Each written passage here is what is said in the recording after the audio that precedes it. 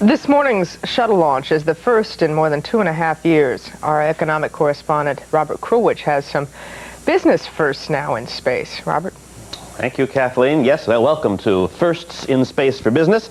And for my first business first, I thought that every satellite in space and really every machine up there is owned either by a country or by a big company. And I suppose most of you did too. But here is my first. Allumage.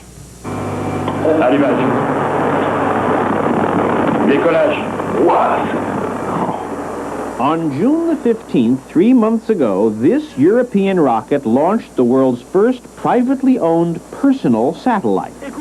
One man bought the satellite and bought the insurance and leased the rocket. And according to space analyst Jeffrey Manver, he himself put up close to $70 million. Of his own money? Of his own money, making him the only individual to own a communication satellite orbiting now 22,000 miles in space.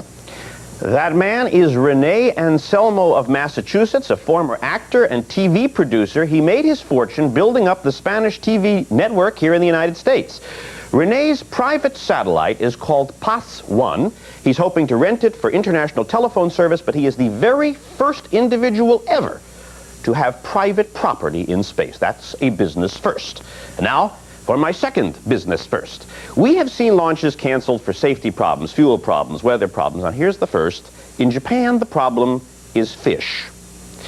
Japan's spaceport is located in a fishing village. The launch pad, as you can see, is very, very close to the beach, and the local fishermen's union charges that when the rockets take off with all that noise, the fish get scared and they leave, and that hurts the fishing business. So, at Japan's Space Center, it is now forbidden to launch rockets except for 45 days in the summer and for 45 days in the winter to protect the fishermen.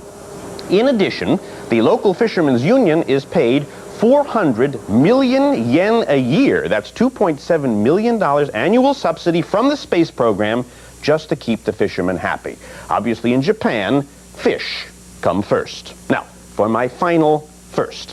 When you buy a satellite, you own it, you assume the risk just as it's about to be launched into space at the scariest possible moment. When they push the button, the rocket lifts off, the satellite could explode, fall off. That's when it's yours. That's when you have to have insurance. But now, for the first time, two companies, one British and one Australian, have signed contracts that say, we won't take delivery of our satellites until they are up in space, in orbit, and in working order. Let someone else carry the insurance.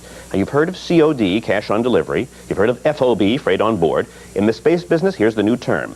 DOO, or DO, delivery on orbit. The next time you order a satellite, ask for it. You may be among the very first to do so. Those are today's firsts in space from the world of business. Back to you, Kathleen Sullivan, and as fast as I can get there.